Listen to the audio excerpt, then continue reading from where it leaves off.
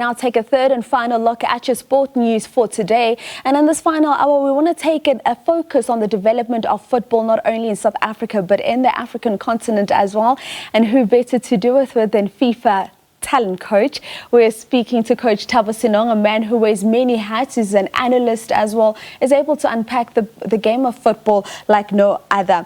Coach Senong, a very good morning to you. Thank you so much for joining us. Good morning, Vusiwe, and good morning to the viewers at home, and good to see you. Thank you. When we talk about the development of players and football in South Africa, what do you think has changed, or what is South Africa not getting right? Because when you look at the current era, we don't have so many players playing abroad and in different leagues versus what we used to have in the past.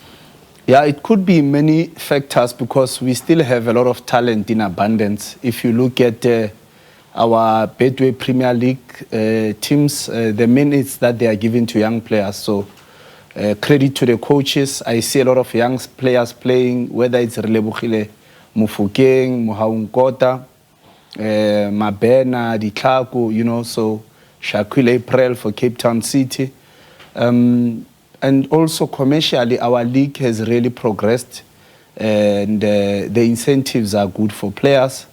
And maybe also because we are one of the best leagues in the continent, probably our players could also be a little bit expensive to be exported into other clubs, maybe in Europe, Vusiwe. And we're not the only country in Africa that is looking to export, but we're competing against the likes of West Africans.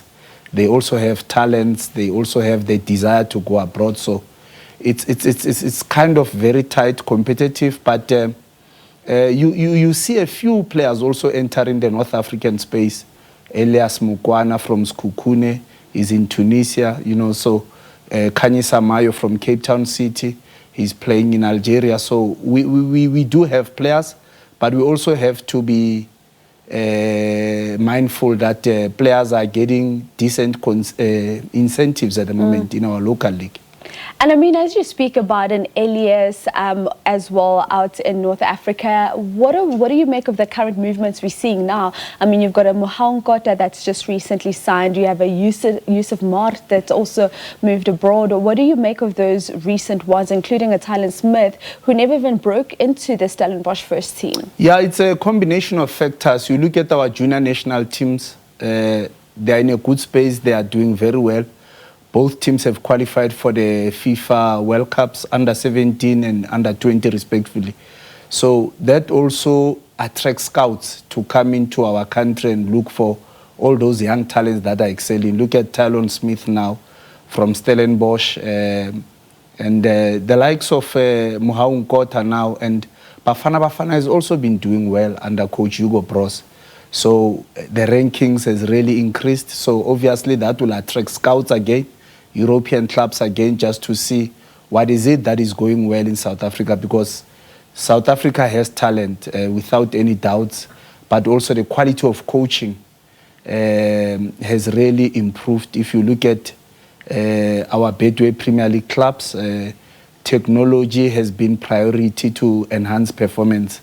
Science has been a tool also to maximize performance from players and teams' point of view. And when you speak about the technology, you speak about the science, we're seeing a lot of teams moving to a database scouting system. What would you say are the benefits of that? And what is it that we're missing from the old times when a scout would go sit and want to watch a player versus just looking at the data? Yeah, it's still a combination of the two. So traditional scouting or traditional ways of identifying talent, or maybe also analyzing performance, has obviously evolved into the technology side, which is digital data, because objectivity has replaced subjectivity. You know, way back, we used to just rely on the eye to look at talent.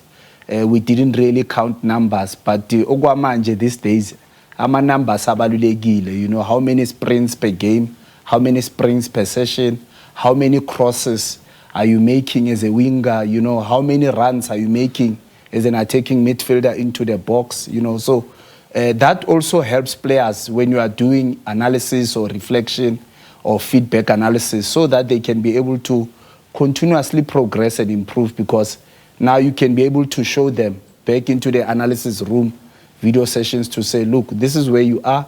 Now information, here are the videos, here are the clips, here are the stats.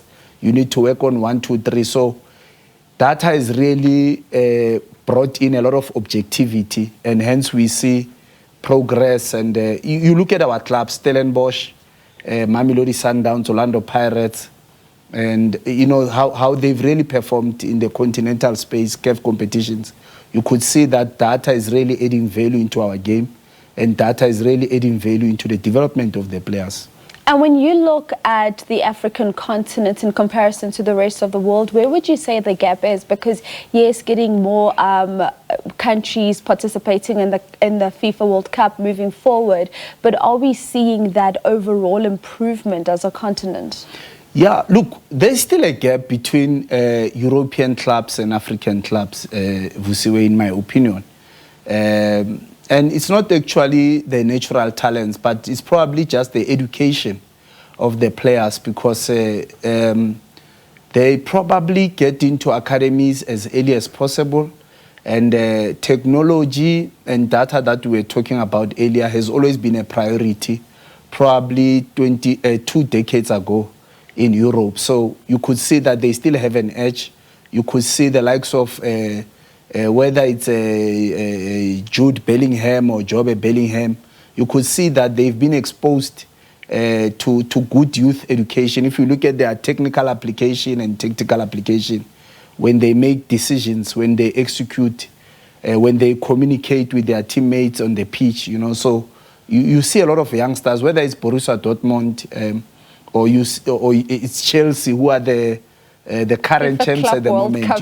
You look at their application, how they really played, you know, against some South American teams, how they really played in the final against PSG. You can see that small details, tactical details are very, very important, but not only at performance level, which is senior football, but also at youth level. So I think we are not far off, but I just think we still need to take grassroots football and youth football seriously, in terms of whatever that is happening in our senior clubs in South Africa has to happen into our U14 teams, into our U15 teams, because sometimes we wait to apply science and technology until when players turn pro.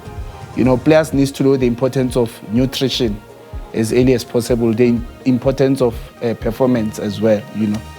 Thank you so much. That is Coach Thabo Senong, a FIFA talent coach, just speaking about the development of football in South Africa as well as the rest of the continent.